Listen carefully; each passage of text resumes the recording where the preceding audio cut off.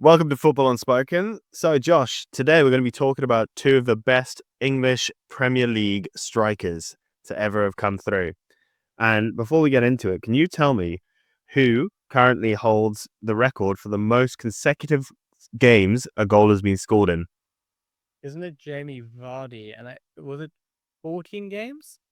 It was Jamie Vardy, and you're close. It was 11 games. So it's still ridiculous record to go 11 games in a row. Over half the teams in the Premier League you've scored against in a row is a very impressive run in general. But jumping off of that, I'm going to ask you, with Jamie Vardy winning a Premier League, can he be considered as having a better legacy in the Premier League than Harry Kane? Oh, that's very annoying. But I think it's annoying because he can't be like Harry Kane just says, is Harry Kane I think he's the all-time top scorer in the Premier League. He's not. Okay. He's certainly up there. He's England's top scorer then, isn't he saying that? Anyway, he's one of those. I'm kind of butchering my answer here, but the point being that Kane has far more goals and he did it for a longer time. And in football, I think we undervalue longevity. A lot of the time we look at one season wonders. I'm not referring to Vardy when I say that. I'm talking actually more like a Rashford, for example. Rashford had one season at Manchester United where he scored 20 plus goals. And since then, he's been living off that season for the last 3 or 4 years. That's not me even hating on Rashford specifically. I'm just talking about we have this weird innate thing in us as humans. We look at one season, we go, well, now he's world class.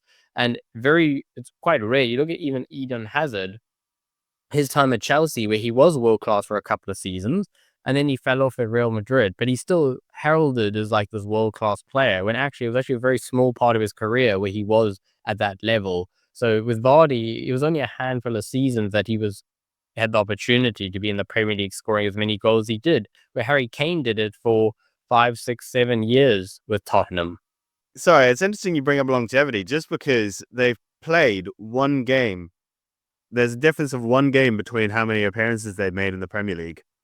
Jamie Vardy has made 321 and Harry Kane has made 320. However, there's a 70 goal difference between the two because Harry Kane does have 213 goals, which is the second highest behind Alan Shearer.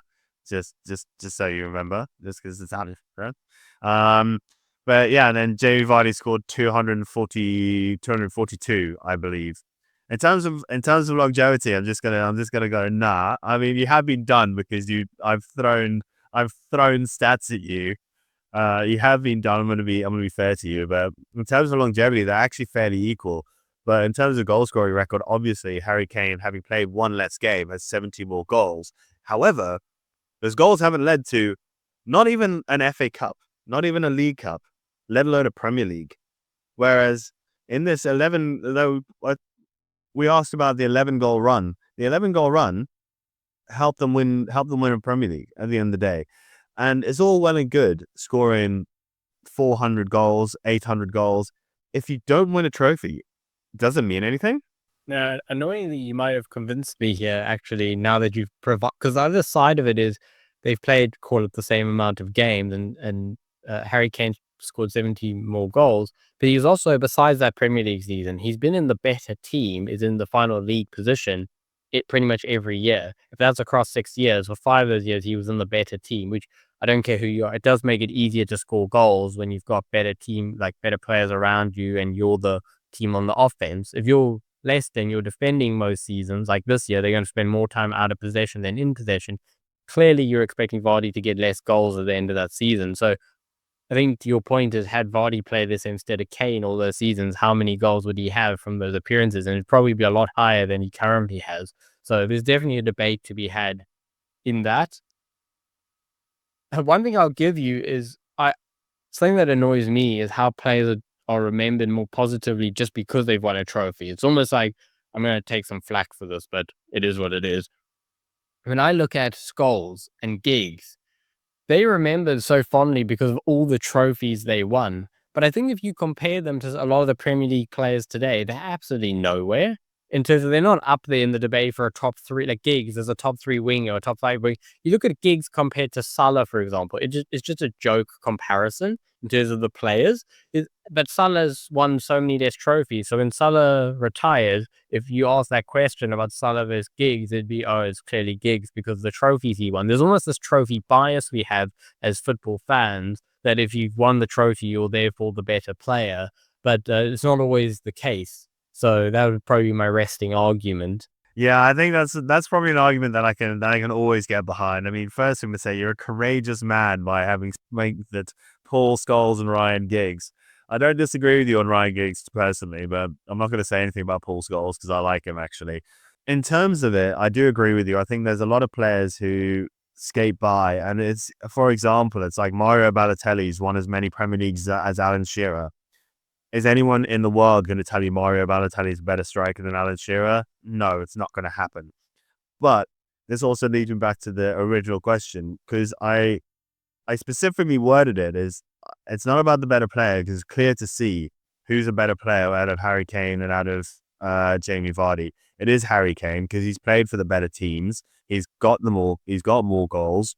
He impacts the play a lot more when with his ability to drop deeper. And in goal scoring, even if you wanted to say Jamie Vardy is one of the best goal scorers, Harry Kane matches him. And if he doesn't beat him, he at least matches him in terms of goal scoring ability. So in terms of player ability, 150%, he's a better player. But legacy wise, what has Harry Kane realistically left in the Premier League, specifically now that he's left before getting that top goal scorer? Yeah, I was just thinking about it further about when we're talking legacy here, not player ability. And you are right because Harry Kane doesn't have a whole lot to hang his hat on in terms of in 20 years' time, and people are finding out about football then and stuff, like, what are they going to be told about Kane? As in the things that were memorable. There's no World Cups for England or Euros for England. There's no trophies of any kind to mention his name on. So just saying, oh, he was the second top scorer of England or the Premier League is not exactly a great achievement. Where there's this romance around that Leicester winning Premier League. It'll be ingrained in everyone's mind for the next 40, 50, 60 years. People will still be talking about it because it probably won't happen again in that time period. So, people will still be talking about it then. And Jamie Vardy's name will be the first name on that story, along with Mahrez and Conte, etc. But Vardy's name will be the first one to come up when you mention that Leicester team that won the Premier League. So as a legacy, he will definitely be. You've changed my answer. Vardy will be remembered as the bigger legend, so to speak, in the next 10 years once him and Kane have retired. Yes, I love winning you round in these arguments. It's great. But thanks so much. It's been a very interesting debate. I enjoyed your initial points as well. I think they had a lot of very good points to start us off with. But I'd also love to hear what you guys have to think. Is Jamie Vardy going to leave the Premier League with a bigger legacy than Harry Kane? Does Harry Kane actually have more ability than Jamie Vardy? Love to hear your thoughts in the comments, and please leave us a comment on anything else you'd like us to discuss or any other Football Unspoken topics that you have. We'd love to hear them. But for now, see you next time.